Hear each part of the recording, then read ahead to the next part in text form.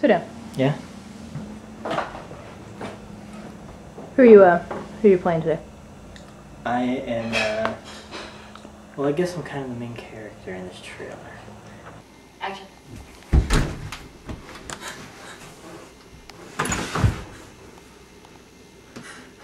Are we paying you to be here today? No. Okay. Why are you willing to do this? Because I think it'll be fun. I think it's going to be about werewolves. And it's going to take up most of my evening, I think. Put on one that's up. Are we paying you to be here? No. I'm being paid in friendship.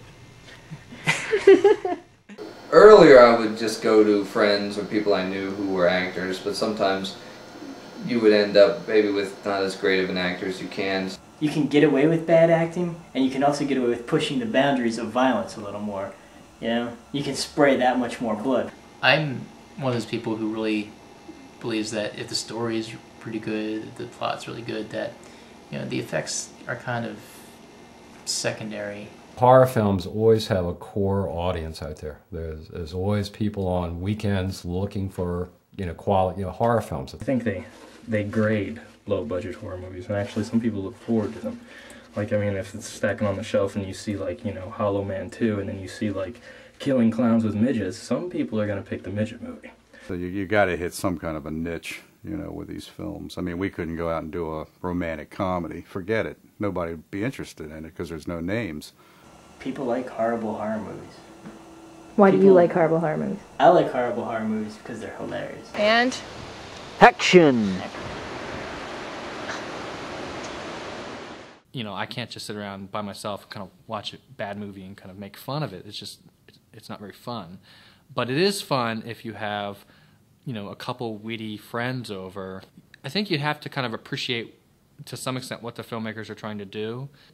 You'd have to be willing to not write the movie off completely. You have to be willing to watch it, see what they were trying to do, appreciate that on some level. Maybe you can kind of relate to that because maybe you're a filmmaker, but maybe not. Unfortunately, our budgets hold us back from giving everybody what they want to see. With a drama, the audience is going to be a little more discriminating. They're not going to just want to see anything. They want to see something that's particularly maybe good. You could probably spend $200 and have a couple buckets of blood, and as long as you have blood, you know, you're going to satisfy an audience. I think if the movie quality is really good, you can tend to get away with those a little bit. But if you're making a pretty lousy movie, you better have a lot of it. Beautiful and cut. Because the audience, you know, I think on horror films is probably young males on up. It's, you know, probably 12, 13 on up, 35 or whatever. We'll start with a mandatory shot. A lot of distribution companies won't touch a horror film unless it has nudity in it. And especially for an independent film.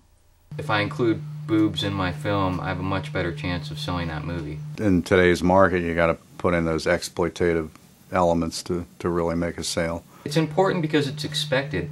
I mean, like I said, when you rent a horror movie, it's just one of those things that you expect to see, and for whatever reason, when it's not there, you feel a little bit cheated. If you're going to show me a chick, a big busty chick with low-cut clothing, you know, you got to pay it off. That's a tease if you don't see it. If you don't tease me with it, then I won't ever want to see it. You expect to have boobs, you expect to have blood, and you expect to have maybe a monster or two. Blood, boobs, and beast, which is, that phrase comes from, I think, Joe Bob Briggs, who's, you know, a famous B-movie commentator, and it's his formula for how to create a successful B-movie. Viscous. Actually, I think that's pretty good color if we add some of this stuff. Yeah. You think we need more blue? No, go ahead and I'd shake it up some more.